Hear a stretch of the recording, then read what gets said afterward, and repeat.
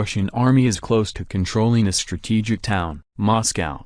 The war in Ukraine is a confrontation with NATO, the Secretary of the Russian National Security Council, Nikolai Patrushev, said that the West wants to erase Russia from the world map, and that the war in Ukraine is a confrontation with NATO, while British intelligence said that the Russian army and the Wagner Group have made progress in Solidar in eastern Ukraine, and are likely to be they controlled most of them after a tactical advance in the last 4 days.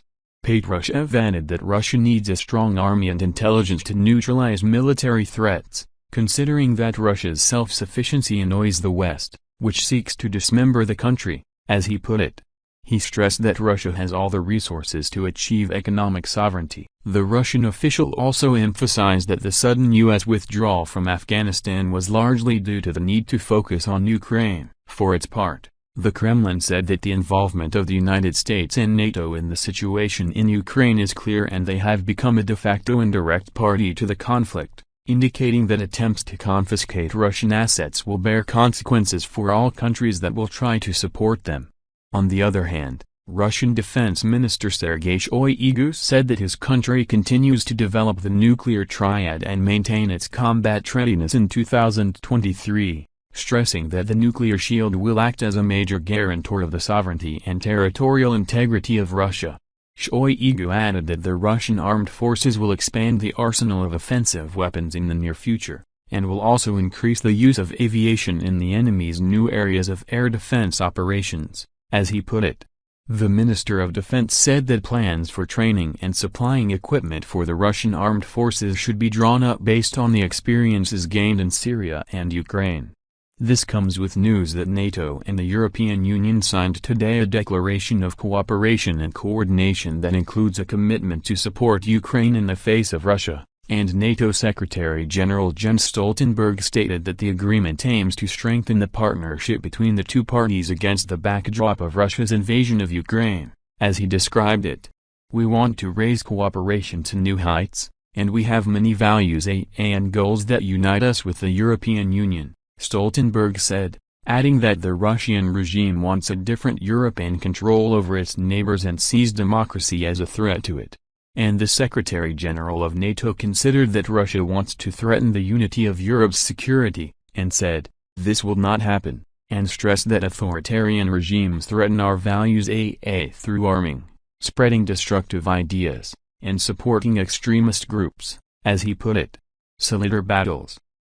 Kyiv officials said that Moscow launched a strong attack on Solidar in the industrial Donetsk region, forcing Ukrainian forces to repel waves of attacks led by Wagner mercenaries around the town of Solidar, known for its salt mining mines, and nearby fronts. Solidar is located in the industrial Donbass region, about 10 kilometers from the city of Bakhmut, where forces from both sides suffered heavy losses in some of the fiercest trench battles since the war began some 11 months ago. Ukrainian Deputy Minister of Defense Hanna Maliar said, on Telegram, that the Ukrainian forces repelled a previous attempt to seize the town, but a large number of Wagner Group units quickly returned and used new tactics and more soldiers under the cover of heavy artillery. She added that the Russian forces achieved what they described as partial success in their attack yesterday, Monday, on Solidar, stressing that the city is still under the control of the Ukrainian forces, with the continuation of violent and bloody battles, as she said. Maliar expected the attacks to continue in the coming days, noting that Wagner's forces had brought in large military reinforcements and strengthened their ranks by summoning their best fighters after the losses they suffered during the Bakhmut battles. For his part, the spokesman for the Eastern Region Operations Command, Sergei Chervati, considered that the city of Solidar has become partially destroyed as a result of the ongoing battles, pointing to its strategic importance and its location a few kilometers north of the city of Bakhmut, which is also constantly exposed to Russian attacks. The governor of Donetsk province, Pavlo Korolenko, said that the Russian army completely destroyed the infrastructure in the city of Solidar and caused great destruction in its neighborhoods, and that the defense lines prepared by the fighters in the city are the only ones that have remained steadfast now. He explained that the attack on Solidar began on Friday, and that the numbers of Wagner fighters had greatly increased on the front, but he stressed that the Ukrainian army was keeping the situation under control. In his daily speech on Monday evening, Ukrainian President Volodymyr Zelensky confirmed the continuation of fighting between the Ukrainian and Russian forces in the cities of Solidar and Bakhmut in the east of the country, and said that his country had gained additional time thanks to the Ukrainian soldiers and that it would liberate all of Donbass. Donbass includes the Donetsk and Luhansk regions in eastern Ukraine. Zelensky said, Russia has decimated thousands of its soldiers, and the bodies of its dead cover the land of Solidar. Why Solidar? Today, Tuesday, British intelligence said that the Russian Solidar axis is most likely an attempt to encircle Bakhmut from the north and disrupt Ukrainian communication lines. Military analysts say that Moscow's strategic military benefit from seizing Solidar and Bakhmut will be limited, while a U.S. official said that Yevgeny Prigozhin, the founder of Wagner, is looking for salt and plaster from the mines, which are believed to extend more than 160 kilometers underground and contain large caves.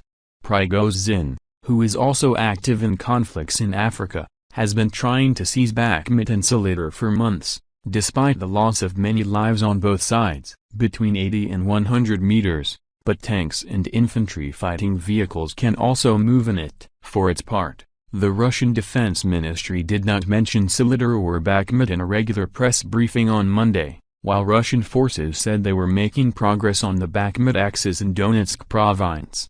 Other battles. Further north, in the Kharkiv region, a Russian missile attack on a market in the village of Shevchenkov killed 2 women and wounded 4 others, including a 10-year-old girl, district prosecutors told Reuters.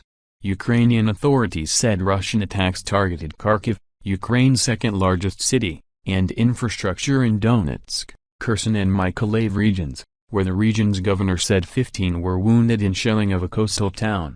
Al Jazeera's correspondent in Donetsk province said that the cities of Kramatorsk, Sloviansk, Drachivka and Konstantinivka were bombed at night, targeting a number of neighborhoods in those cities. As for Bakhmut, the Ukrainian army said that the Russian forces targeted 25 residential communities in the city, and that it was able to repel attempts to advance from the southern and eastern sides at the industrial city. On the other hand, the Ukrainian General Staff said that during the past hours, its air forces launched 21 raids on the positions of Russian forces along the front lines in Ukraine.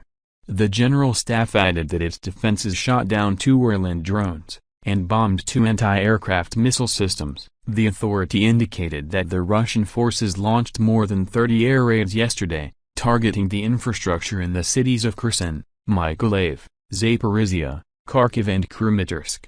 Meanwhile, Reuters news agency quoted the Russian Ministry of Defense as saying that a warship equipped with hypersonic cruise weapons conducted exercises in the Norwegian Sea. British military support for the first time. On the other hand, Reuters news agency quoted sources as saying that Britain is considering providing Ukraine with tanks for the first time since the outbreak of the war to confront Russian forces. The agency quoted reports that discussions have been underway for weeks regarding the delivery of 10 British Challenger 2 tanks to Ukraine. For its part, the British Ministry of Defence announced that it has provided Ukraine with more than 200 armoured vehicles so far, American and European aid. Meanwhile, German Chancellor Olaf Scholz said on Monday that he was still convinced of the need to coordinate the delivery of weapons to Ukraine with the Allies, with pressure mounting on Berlin to send Leopard 2 tanks to Kyiv. Germany announced last week that it would supply Ukraine with Marder combat vehicles to help fend off Russian forces. The announcement came on the day the United States pledged to provide Kyiv with Bradley combat vehicles, and a day after a similar declaration by France. In Italy, the newspaper La Repubblica said on Monday that Rome will not take any decision on providing new military aid to Ukraine before February, and last year Italy granted aid to Kiev, which included military equipment. Poland also said it wanted to join other countries to form a broad alliance to discuss the export of modern battle tanks to Ukraine. For its part, the Kremlin warned that Western plans to supply Ukraine with heavier weapons would only lead to extending the course of the war, and said that Western supplies to Ukraine would not bring about a fundamental change, denying at the same time Moscow's intention to make a new mobilization. In the United States, U.S. National Security Advisor Jake Sullivan said on the sidelines of U.S. President Joe Biden's visit to Mexico that U.S. financial aid to Ukraine is very solid in 2023, despite the change in the majority in Congress. He said the new budget allocated $45 billion for Ukraine aid, although the government asked for only $37 billion, and this is the amount that has already been approved. Source: Al Jazeera.